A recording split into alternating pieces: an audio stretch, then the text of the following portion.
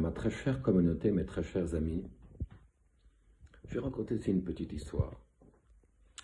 Il s'agit d'un chassid, Rabbi Shmuel Mikariv, qui était l'un des élèves du Chosé Melublin.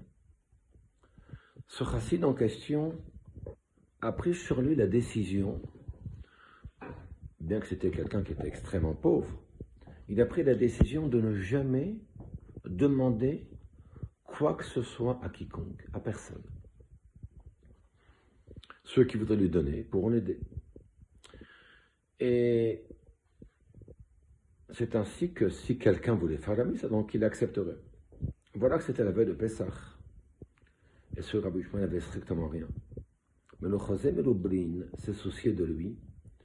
Il s'est adressé à l'un de ses élèves, de ses talmidim, il lui a dit d'aller apporter un seder complet, nourriture complète, pour que Shmuel puisse passer le seder comme il se doit. Voilà qu'il a effectivement reçu toute la nourriture avec toute une cargaison. La veille de Pessah, il était extrêmement heureux, il a fait un seder de Pessah extraordinaire, le premier seder était parfait. Et voilà que le deuxième seder, alors qu'il devait faire ici le seder, en Chutz-Larim, on fait 2 sederim les 2 soirs, il s'est endormi.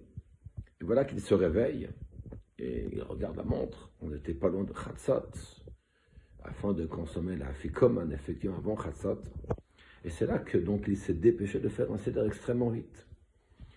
Et il a eu comme un ressenti de dire à la fin du seder que la situation était pour lui vraiment détestable. Il a fait un seder qui était dans des conditions difficiles parce qu'il n'a pas pu avoir le tam, le goût de pouvoir se donner au faire seder, etc. Donc ça lui était très difficile d'avoir bâclé son seder. Voilà qu'il arrive chez le Chosé Melublin et lorsque le Chosé le reçoit, il lui dit: Shmuel, non, le premier seder, tu étais dans les cieux. Mais le second seder a une dimension beaucoup plus grande. Pourquoi? Parce que c'est une personne qui a mis de côté son ego, qui a mis de côté ses désirata personnels, qui a mis de côté son plaisir, même son confort spirituel, dans le seul but de pouvoir réaliser la volonté d'Akadosh Baruch Hu, de pouvoir se conforter, de pouvoir se réaliser, de pouvoir s'accomplir à faire un seder bisman dans le temps. Et ça, c'est une mala extraordinaire, c'est une grande qualité qu'il faut souligner. Souvent, il arrive à ce que nous tous et toutes, nous voulions avoir ici une quiétude, une certaine sérénité à tous les niveaux, quitte même à se dire, je donne une fois un exemple, quelqu'un va me dire, mais prier dans un minyan, lorsqu'il y a du bruit, ça ne me plaît pas. Donc il est préférable de prier chez moi à la maison. Mais lorsque tu pries chez toi concrètement, tu ne réalises pas la volonté d'Hachem. Lorsque tu as la possibilité d'être là pour compléter un minyan. Peut-être que tu as peut-être plus ou moins de kavana.